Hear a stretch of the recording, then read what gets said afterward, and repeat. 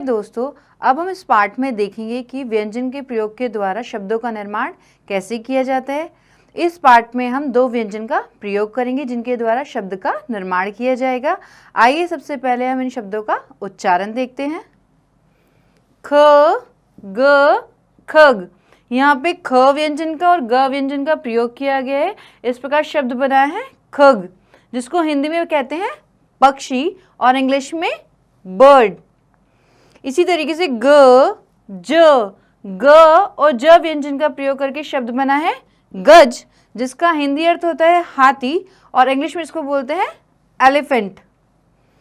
अब हम शब्द देखते हैं व, द, वध। यहाँ पे व व्यंजन का और द व्यंजन का प्रयोग किया गया है, जिसका हिंदी अर्थ होता है बोलना और इंग्लिश में कहते हैं स्पीक।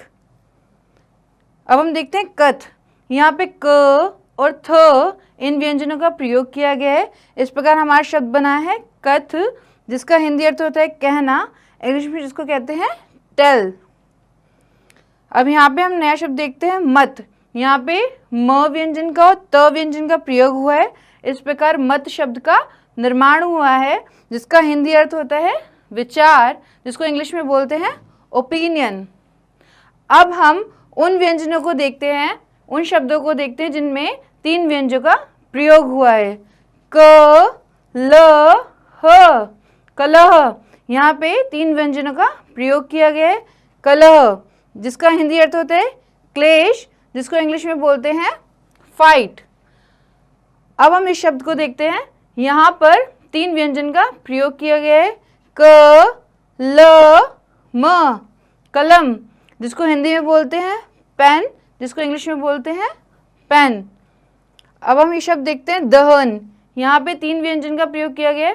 द, ह, न, दहन, जिसका हिंदी अर्थ होता है ज्वलन, जिसको इंग्लिश में कहते हैं बर्न। वचन, यहाँ पर तीन व्यंजनों का प्रयोग हुआ है। व, च, न। इन तीन व्यंजनों से वचन शब्द का निर्माण हुआ है, जिसका हिंदी अर्थ होता है वाक्य, जिसको इंग्लिश में कहते हैं वर्ड। अब हम वयम शब्द देखते हैं। वयम शब्द में तीन व्यंजनों का प्रयोग हुआ है। व, य, म। वयम, जिसको हिंदी में बोलते हैं हम सब, इंग्लिश में इसको कहा जाता है वी आर। यहाँ पे बच्चों ध्यान दीजिए कि म के साथ एक डंडे का प्रयोग हुआ है, जिसको संस्कृत में हम हलंत कहते हैं। अब हम दो व्यंजनों से बनने वाले शब्द के वाक्यों पर ध्यान देंगे। गजह चलती, अर्थात हाथी चलता है। यहाँ पे ग, ज, च, ल, त व्यंजन का प्रयोग किया गया है।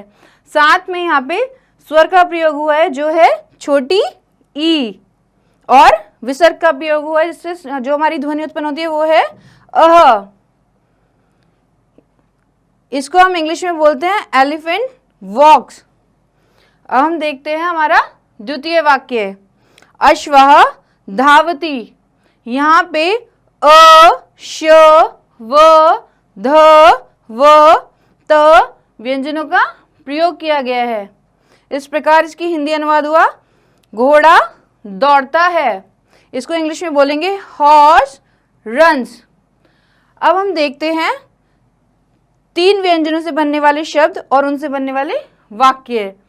त्वम गच्छसि। त, व, म, ग, च, छ, सा। त्वम गच्छसि। साथ में यहाँ पे बच्चों देखो, यहाँ पे हलंत का और छोटी ई का भी प्रयोग हुआ है। इसका हम हिंदी अनुवाद करेंगे तुम जाते हो। अगर हम इसको इंग्लिश में ट्रांसलेट करते हैं तो यू गो। अब हम चतुर्थ वाक्य देखते हैं।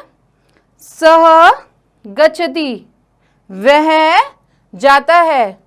स, ग, च, छ, त यहाँ पे प्रयुक्त होने वाले व्यंजन है। साथ में यहाँ पर छोटी ई का प्रयोग किया गया है और विसर्ग का प्रयोग किया गया है। अब इसका हम इंग्लिश में अनुवाद करते हैं। ही गोज, वह जाता है।